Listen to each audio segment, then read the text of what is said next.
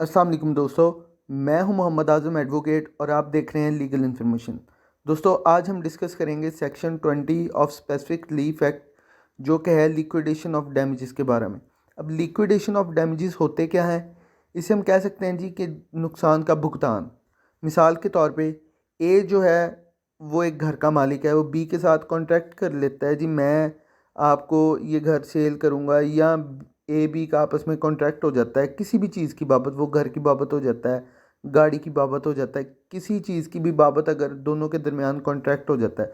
अब ए जो है वो मालिक है, तो वो ये डिसाइड करते हैं, एग्रीमेंट जब तहरीर करते हैं तो उसमें एक शिक लिख देते हैं जी कि अगर ए कहता है जी अगर मैं अपने हिस्से की तामील नहीं करूँगा तो मैं बी को ना 10 लाख रुपए जुर्माना के एवज़ दूंगा, या जो उसका नुकसान मैं करूँगा उसके एवज़ में उसको 10 लाख रुपया ना जुर्माना के तौर पे दूंगा।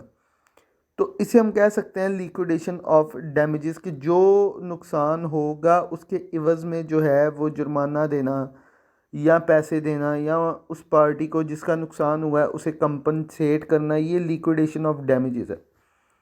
तो आइए दोस्तों पढ़ते हैं सेक्शन 20 कि ये क्या कहता है। जी, liquidation of damages not a bar to specific performance, कि जो लिक्विडेशन ऑफ डैमेजेस है वो बार नहीं है स्पेसिफिक परफॉर्मेंस पे। स्पेसिफिक परफॉर्मेंस को जो डैमेजेस की लिक्विडेशन है वो बार नहीं करती स्पेसिफिक परफॉर्मेंस को, तामील फिर भी हो सकती है। A contract otherwise proper to be specifically enforced, कि एक कॉन्ट्रैक्ट है वो प्रॉपर है, वैलिड है, उसको तामील किया जा सकता है। May be this enforce to a sum be named in it as the amount to be paid in case of its breach and the party in default is willing to pay the same। अब section 20 क्या कहता है जी? ये कहता है कि एक contract है वो वैलिड है, प्रॉपर है, अकॉर्डिंग टू लॉ है, कानून के मुताबिक बना हुआ है, तहरीर किया हुआ है, दो पार्टीज़ के दरमियान में एक कॉन्ट्रैक्ट हुआ है और वो कॉन्ट्रैक्ट मौजूद है। उसमें से एक पार्टी जो है वो ब्रीच कर जाती है, वो डिफ़ॉल्ट कर जाती है, लेकिन वो अपनी ब्रीच या डिफ़ॉल्ट के इवज़ में वो कंपनसेशन देने के लिए तैयार है। उस कॉन्ट्रैक्ट में ये शिक लिखी हुई है कि अगर कोई भी पार्टी जो है वो ब्रीच करेगी, डिफ़ॉल्ट करेगी, तो दूसरी पार्टी जिसका नुकसान होगा वो पार्टी उसको इतना कंपनसेट करेगी, इतना उसका हर्जाना अदा करेगी।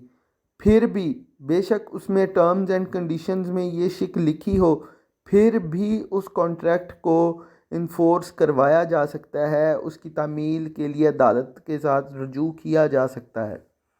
ये ये हरगिज़ बार नहीं है स्पेसिफिक परफॉर्मेंस पे।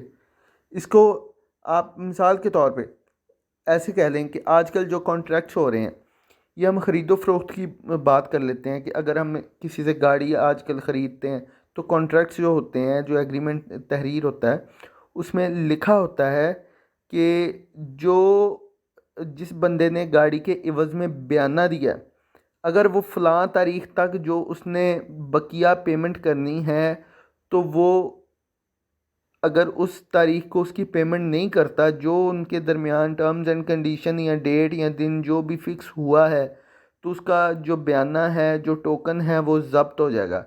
इसी तरह दूसरी तरफ आ जाए, जो बंदा गाड़ी का मालिक है उसमें ये भी लिखा होता है कि अगर जो जो फिक्स डेट है, जो डेट कॉन्ट्रैक्ट में फ़िक्स कर दी गई है गाड़ी की डिलीवरी की, और जो परचेज़र है उसने पेमेंट करनी है, तो अगर जो गाड़ी का मालिक है उस तारीख को वो गाड़ी का पोजेसन परचेज़र को नहीं देता, तो बयाने का डबल या ट्रिपल या 15% या 20% जो है वो परचेज़र को वापस करेगा।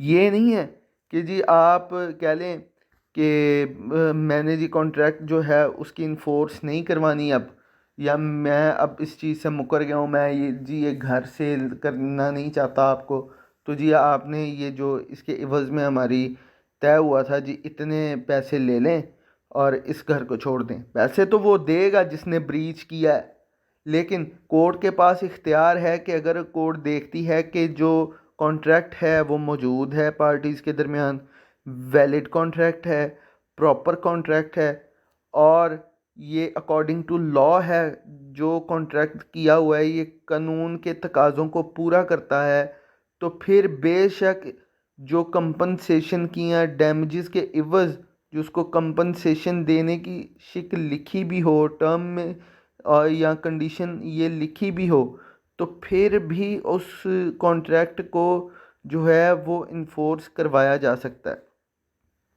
अब इसी तरह इसकी इलस्ट्रेशन पढ़ लेते हैं। A contracts to grant B an under lease of property held by A under सी।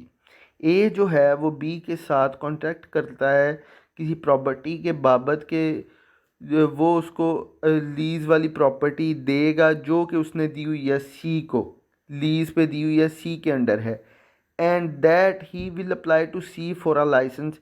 लेकिन जो ए है उसको उसने जो कॉन्ट्रैक्ट किया है बी के साथ प्रॉपर्टी के इवज़, जब वो प्रॉपर्टी बी को डिलीवर करेगा या उसको लीज पे देगा तो उसको एक परमिशन लेटर चाहिए या एक लाइसेंस चाहिए सी से।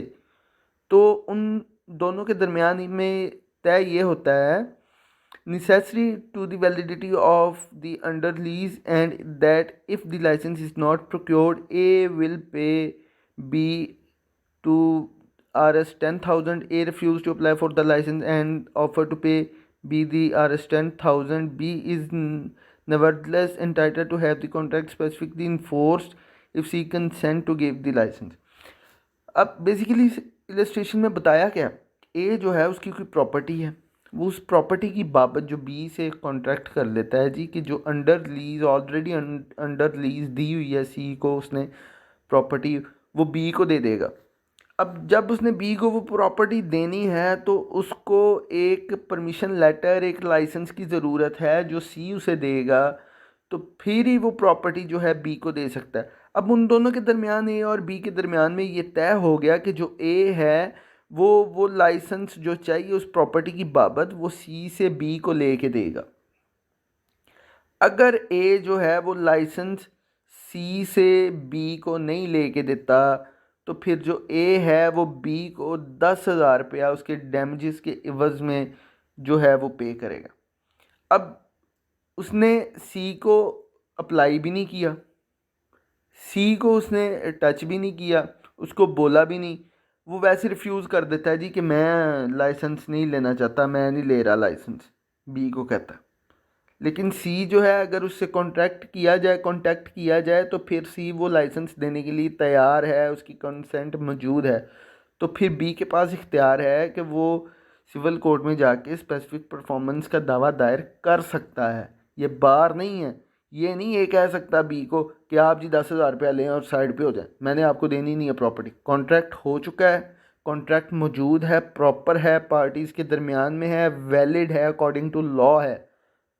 तो जब सारे उसके इंग्रेडिएंट्स पूरे हैं, सिर्फ एक जो शिक लिख दी है कि ये जी अगर एक कोई पार्टी ब्रीच करेगी या डिफ़ॉल्ट होगी तो वो दूसरी पार्टी को पे कर देगी, ये काफ़ी नहीं है। आपने जो पार्टीज़ के राइट्स हैं अदालत ने वो भी देखने हैं, कितना नुकसान हुआ है वो भी देखना है।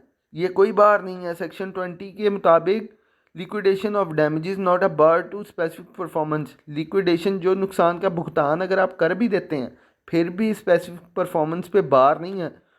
जो नुकसान हुआ है, जो आपका डिसाइड हुआ है पार्टीज़ के दरमियान, वो तो आप पे करेंगे ही करेंगे, जो भी बंदा डिफ़ॉल्ट करेगा या ब्रीच करेगा कॉन्ट्रैक्ट की।